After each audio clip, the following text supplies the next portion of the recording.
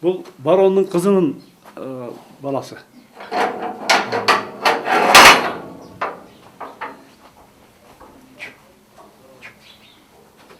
Бұл бағы чемпион шығат дегендердің бірі.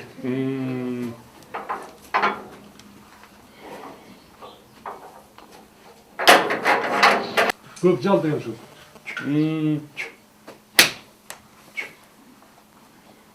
Bunun Gökjal Kunan, bunun ejesi Köpürök деген murda былтыр қызылы, өткен ар қызылы ғой, ар қызылы. 11 жол чуркады, 9 жол бірінші болды.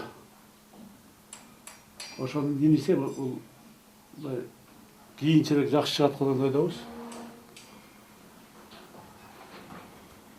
Атасы Пасияз, енесі Көйкөл деген жакшы бей болды. Балдар жакшы болот.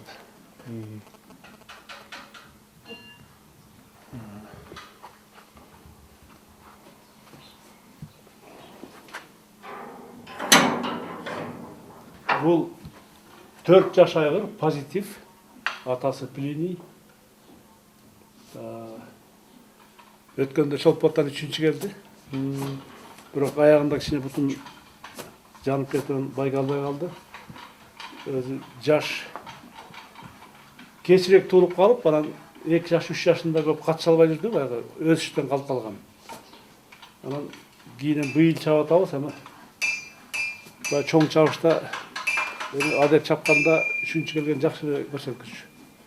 Перспективасы жақсы болып қалды.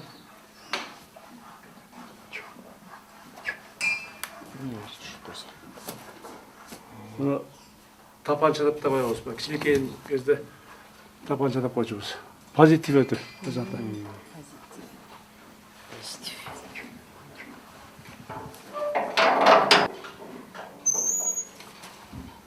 Bu 3 yaş atı Pegas. Pasiyas'ın balası enesi de muhtemelen Linda degen Olbur degen ataklı Pliny degen ataklı aygılardan enesi bir tuğan болып қалды. Polka'nın bir tuğanda жаңағы aygılar. Bu da baygal жүреді, 3 yaş Pegas.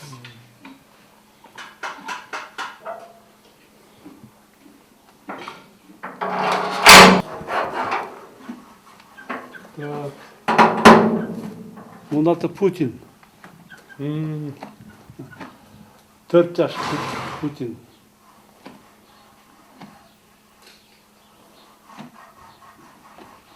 Pasyans'ın balası bu da.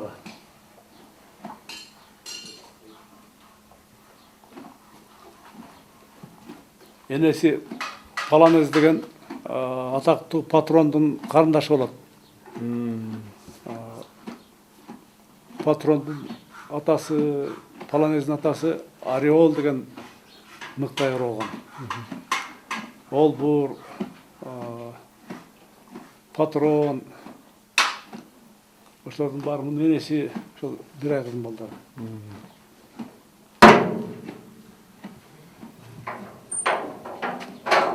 Бала кезден малшын баласы болып чоңойдық. Атабыз Мұқаш чарбанын қочқорын бағып, уйларын бағып жүрді. Сол çoğu жайлауға шығып, қышында бағышып жүрдік. Атабыз жылқыға жақын болды да. Абдан ер тоқымын, жабдықтарды айбай майлап, көптеп, бұшық мінерлі. Анан аттарын тақай бір чөйчөк менен мініп, сылап тарап, атқа жақшы мамырғат болды. Анан кейін Айыл чарба институтында ветеринария факультетін бітіп қалдым. Анан кейін келіп 7 жыл кесіп бойынша іштеп қалдым. Анан кейін комсомолдық, анан чарба жетекші болып 26 жыл іштеп қалдым. Анан кейін өзінше фермер қатар болып кеттік. Бірақ ошо мезгилден баш аяғы 30 жылға жақын жылқыға қызып қалдым да. Дегенде 80-ci конный завод деген чүйде бар эле. Өзү тас кактуу жылкы боюнча багыт алган Союздун кароосундагы баягы бирдиктүү системанын ичиндеги мыкты заводдордун бири болчу да. Анан Союз убагында тарай баштаганда ошо жылкыларын баягы зарплатага берип, ар кандай баягы муктаж боюнча чарба тарай баштаптыр. Анан ошол жактан адегенде бир бей алып келип, анан жылга барып ушундай бир тайлардан, айгырдан алып келип ошентип баягы кийин ушул жылкыларды көбөйтүп ошол жака иштеп калдык. Анан жетекчи болуп жүрүп ошол параллельно ошондой баягы чакан өзүбүздүн жылкыларды өстүрүп калдым. Анан кийин ферма айландык. Анан жүрүп отурган баягы мына 12-нчи жылы мамлекет тарабынан атайын жылкы завод деген статус берилди. Эми азыр баары эле билишет, Элдияр жылкы завод дегенди бүтүндөй Кыргызстанда, Казакстанда, башка жакта билиши мүмкүн. Эми биздин адистешкенибиз жалаң жорго жылкылар болуп калды кийинки мезгилде. Адегенде күлүктү кошобакчыбыз, анан жорго боюнча жыйынтыктар жакшыраак чыккан үчүн ишибиз баягы жакшылап алга жүрө баштагандыктан жалаң жорго жаатына өтүп кетип калдык. Эми көбүнчө орус тас кактуу жылкы багабыз. Америкалык стандарт берет породасындагы аралаш таза кандуу америкалык ырсактар бар. Ошонун ичинде көбүнчө баягы орус тас кактуу жылкылар. Албетте мунун көбү эле орус тас кактуу айткан менен 80-90%ке чейин америкалык стандарт берет породасынын каны кошулган жылкылар да. Эми жорго ошо бир мезгилде Союз тарагандан кийин жорго жааты мына мелдештерде дээрлик мындай баккандар азайып калып, кээ бир ушул майрамдарда биз бир-эки ат алып барып калсак, баягы чогуу чыга турган жорго жок болуп калып, үзгүлтүк болуп калган учурлар болуп калды. Мындай өтүп өтпөй калган. Анан кийин ушул биз ушул тармакты өнүктүрүп кеттик. Анан кийин албетте атаандаштык пайда болду. Көп Кыргызстанда ишкер балдар, азаматтар чыгып, жылкы багып, ошого кызыккан элдер пайда болду. Мына Россиядан, Казакстандан, ар жагы Америка, кээде Италиядан ошол жактан баягы жылкыларды алып келип, азыр жылкы сүйүүчүлөрдүн Кудайга шүгүр абдан саны көбөйүп калды да. Эми азыр такай мелдештер жылыга бир 20-25 мелдешке катышабыз жыл ичинде. Анан эми жорго боюнча илгери адегенде чоң эле жорго чабылчу. Анан кийин ушул чогуу жоргочулар менен кеңешип отуруп чогуу эле чечтик. Ушул жоргону мына казак кыргыз болгон жерде биз Кыргызстан жорго боюнча аста жүрүп атабыз да. Күлүк боюнча Казакстан озуп кетти. Анан ушул жоргонун баягы деңгээлин кармаш үчүн, жакшы келечегин камсыз кылыш үчүн, өстүрүш үчүн бул жылкыны жаштайынан тарбиялаган, аны баягы көндүргөн жакшы болот да. Ошон үчүн баягы кунан жоргону өзүнчө бөлүп чаап даярдап, анан бышты жорго өзүнчө бөлүп даярдап, кийинчерээк практикада тай жоргода чаап калдык. Анан мына кыска спринт жорго деп коебуз. Мына 1800-2000 метрге чейин ушундай кыска аралыкта баягы шамдагай түрүндө ушундай өтүп бир 4-5 түрүн өткөргөнгө бул салтка айланып калды. Азыр эми ушундай мелдештер такай өтүп калды. Жоргонун саны да көбөйдү, сапаты да жакшырды. Азыр эми мелдештерде утуш, байге жетиш абдан татаалыраак болуп келатат. Кызыккандар көбөйдү. Эми биздин кон заводко кайрылып келсек, 12-нчи жыл айтпадымбы, ушул жылкы завод деген макам алдык деп. Анан ушул көбүнчө мына 30 жыл болуп калды. Ошонун ичинде өзүм ушул селекцияга жылкыларды баягы аргындаштыруу, мына айгырга бээни ошол тууралап баягы кошуп тукум алуу боюнча мындай бир тажрыйба топтолуп калды. Анан ушул биздин Кыргызстандагы болгон спорттун түрү кичине башкараак. Мисалы үчүн дүйнөдө классикалык дистанция деп коет, 1600 метрге чабылат да. Ошол жанагы Америкадан, Европадан келген, Россиядан келген жылкылардын баары 1600 метрге сыналып, ошого дистанцияга чабылып, анан баягы кыска аралыкта ушундай тандалып жүрөт да. Биздики кичине башкараак. Биздики 9 километр чоң жорголор, кээде 15ке чейин узагыраак болот да. Башкараак мындай жылкын даярдаганда анын баягы чыдамкайлыгына мынос сөз деп коебуз да. Ошол мезгилде баягы шамдагай жылкыларды өстүрүүгө мындай багыт албаса жете албайбыз да. Ошого карата жеке баягы туюм негизинде, баягы практика негизинде кийин ушу бир өзүбүздүн шартка ылайыктуу жылкы чыгарууга мындай багыт алып калдык да. Эми ушу бизде атап айтсак белгилүү кыйын ушул жорголорду баары билишет. Казакстан, Кыргызстанда тукумдар тарап, бизден сатып алып өстүргөн сайыпкерлер, жылкы сүйүүчүлөр көп эле болду. Ошонун ичинде мына дегенде ушул Палаш деген Оптимист, Казакстан, Кыргызстандын президенттердин кубокторун утуп жүргөн жылкылар.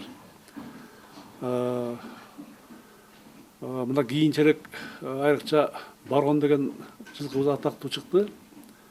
Бир 54-55 жолу баш байге алып көптөгөн байгелерге ээ болду. Ошонун ичинде көчмөндөрдүн биринчи дүйнөлүк оюнунда чемпион болду. Ошол азыр эми анын азыр өндүргүч айыр катары турат. Ошонун балдарын ушул азыр чаап жүрүп атабыз. Байгеге катышып, жакшы тукум берип атат. Өзү мындай ыкчамдагы ошол мезгилде абдан чыдамкай жылкы да. Эми жалпы ушул жорго жаатта келгенде кийинки бир көп жылды эсептегенде ушул бир биздин фермага конезаводко мындай жалпы байгелердин үлүшү мындай башкалыкына көбүрөөк болуп кетет да. Ушул жерден бизде баягы көптөгөн балдар тарбияланды. Сайыпкерлер, чабандестер. Эми азыр ошол жакта иштеп жүрүп, анан Кыргызстандын булуң бурчунда баардык жерлерде, Казакстанда ошондой өзүнчө ат өстүрүп, баягы тренер болгону бар, чабандес болгондор бар. Ошентип өсүп келишет. Эми балдар улам-улам жаңырып келе берет. Аларды ушул жерден баягы биздики конный завод бир чети мектеп болуп калды десем болот да. Ушул балдарды көндүрүп, тарбиялап. Анан экинчиден баягы бизден абдан көп жакшы жорголор чыкты. Маселен бир Пансат деген бир жоргобуз Казакстанга кетти эле. Бир жылда 13 чабылып, 13 биринчи байге алды. Анан азыр эми фермерлер бизден ушул бие алышат, кулун алышат, тай, айгыр чабып аткан баягы жылкылардан алып атышат. Ушул биздин тукумга кызыккандар абдан көп. Анткени бизде баягы тандалып, мен айтпадым өз жакта. Бир өзүнчө бир селекция кылып калдык. Эми бул жерде айырып мындай түшүндүрүп бере турган нерсе бар. Көп учурда жанагыдай чет өлкөдөн алып келишет, баягы 1600 метрге чабылган алардын көрсөткүчтөрү айтылат да. Анан кээ бир убактарда алар баягы биздин дистанцияга чыдамкай жетпей калган учурлар көп. Демек баягы биздики мындай бир өзгөчөрөөк селекция, өзгөчөрөөк тандоо иретинде ошолорду жылкылардын чыдамкайлыгы узунураак дистанцияга ошол аны тапташтагы, чабыштагы кыйла оорураак болот. Жылкынын энергиясы көп кетет. Калыбына келиш да кыйыныраак, кыска дистанцияда батыраак келет. Көп мындай күч кетпейт да. Ал эми узун дистанцияларга кеткен жылкылар абдан мындай өзгөчө бир машыгуу. Айрыкча мына энергия затратный деп коелук, энергия жумшаган, мындай татаалыраак дистанция болуп калат да. Мына ошол багытта иштеп келатабыз. Эми баягы ошол жанагы айттым, ушул көп жылдан бери ушул селекция кылып, биздики ушул Кыргызстанда өтүп аткан дистанцияларга мындай ылайыктуураак бир кандайдыр бир топ жылкылардын мындай генетикалык бир тобу түзүлүп калды. Ошолордун баягы жыйынтыгын берип, азыркы шартка ылайыктуу жылкылардын тукумдарын биз кичине көбөйтө алдык деген ойду айтмакмын да. Эми азыр бир 20-25 бие кармап жүрөбүз. 3-4 мыкты айгыларыбыз бар. Алып айтсак, баронду айгыр салып жүрөбүз. Мындан тышкары ушул пассианс деген айгырыбыз бар. Бул өзү Россиядагы эң алдыңкы Локотской конный заводдо туулуп өскөн. Пассианстын чоң атасы Селф Позес деген Америкада эң чоң байгелерди утуп, анан убагында дүйнөлүк рекорд койгон мыкты айгырдын тукуму. Эми ошол пассианстын азыр артыкчылыгы балдары баары жакшы чуркап атат. Мындай айгырды баалап келгенде, селекциялык баалап келгенде баягы көп критерийдин арасында тукум берүү, тукумунун сапаты боюнча деген критерий бар да. Ошол боюнча эми жана барон ореолдор сыяктуу эле ушул пассианстагы тукумдар жакшы чыгып келатат. Дээрлик баардыгы мындай бир жакшы. Мына көп балдар жакшы чыгып келатат. Көпөлөк деген жылда баягы бир жылда 11 чабылып 9 жол биринчи болду. Башка балдар да бар. Пассианс деген 4 жашка келип калды. Көп бай тутканы бар. Башка да ушундай эме 2 жаш, 3 жаш чоң жашка келип калды. Балдарын алып чыгып жүрөбүз. Эми көпчүлүк баягы жылкылардын баары эле, кызыккандардын баары эле биздин конный заводду жакшы билишет. Келишет, таанышып, жылкы тандашып, көрүп катышып калып жүрөбүз. Анан дээрлик ушул болуп өткөн Кыргызстан ичиндеги баардык сыноолорго тойлор болот, ар кандай юбилейлик болот, мамлекет тарабынан өткөргөн чабыштар болот, ошонун баарына катышып жүрөбүз. Пассианстын баласы. Энеси Полька деген жакшы, Палаштын кызы Полька. Бул жакшы чуркап атат. Күзүндө эмкичиларда чоң чабыштарга түшөт. Буга чейин катышып байга алган учурлар көп эле болду. 3 жаш жоргобуз.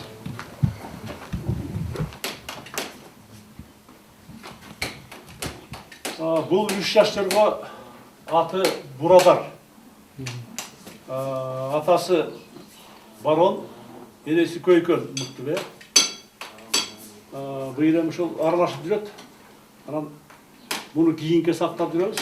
Чоң жорго жетпей калса бутуган аяп сактап. Бул мүнөзү боюнча баронго эң окшош мүнөз.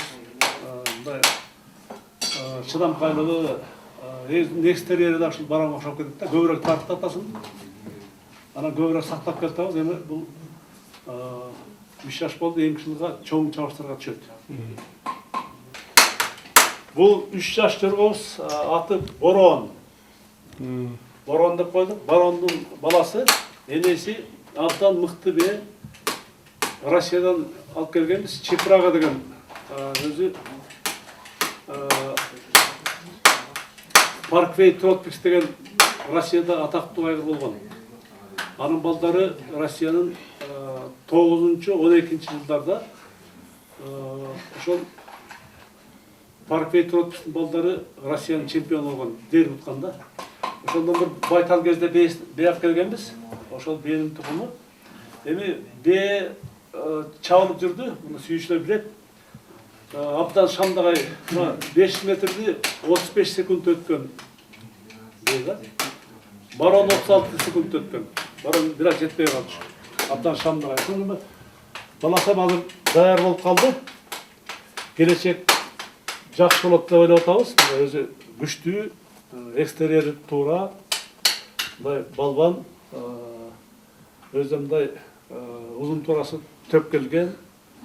Анан ушул барондун баласы ушул жакшы жорго чыгат деп баягы сактап келатабыз. Эми эптеп чоң жорго жеткирип алсак, андан кийин кийинки көп чабышка катышып берет деген ойдобуз да. Аты Борон, 3 жаш. Бул 3 жаш байтал, аты Бийкеч. Атактуу Бета деген бенин баласы, кызы. Анан атасы Плиний деген бир жакшы айгырыбыз бар. Болчу Палаштын баласы. Анан ушул Бета 16 курум берди. Ошонун ичинен көпкө чейин ушул ургаччы тукум ала албай жүрдүк. Анткени бете карып келатат. Анан ордун баса турган бир жакшы бей ургаччы болсо экен деп жүрүп, жалаң эркек тууп жүрдү. Астан мыкты айгылар тууду. Барон баш болгон, багратион, баритон дегендерди. Анан бул байталыбыз өткөн жылы Кыргызстан боюнча мыкты кунан басында чемпион болду. Анан Чолпотуда кунан кезинде ошол ипподромдун рекордун койду. 2 кругту 5 минут 41 секундта абдан жакшы келди. Эми азыр бээге даярдатабыз. Дагы сезондо 1-2 чаап калышы мүмкүн. Анан негизи муну ушул бетанын ордун баса турган бир бээ болуп калат. Бээликке даярдатабыз. 5 жаш айгыр аты Панчер.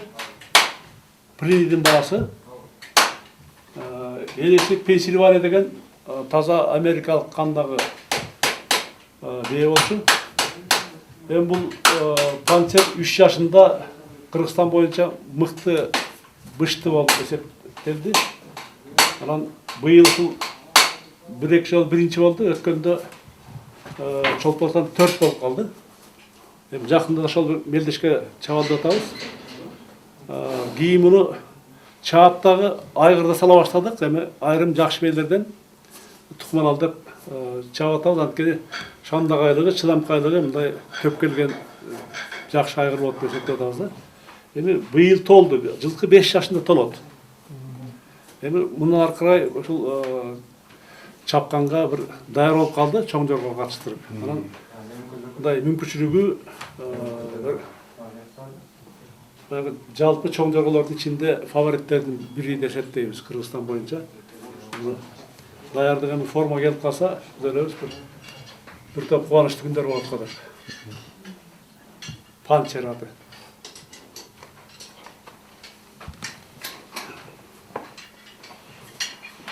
Бул тай 1,5 жашка чукулдап калды. Анан быйыл биринчи чабылды. Анан биринчиликти алды. Абдан жакшы келди. Чуркаган стили, ылдамдыгы, калыптанып калган жоргодой жакшы кетти. Алгачкы байга ушул биринчи болду. Анан бул дагы тукуму абдан жакшы.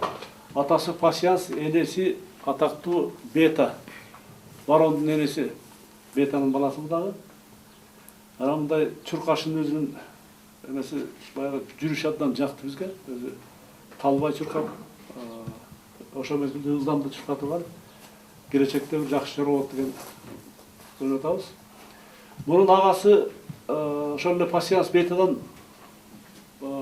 бонус деген улуусу бар. Мунун аты Болуш. Болуш азыр кичине формага келбей атат эми. Келип калса адагындай үмүттөндүргөн арымы жакшы ушул сыяктуу эле адагы жакшы кунаныбыз бар. Бетанын балдары.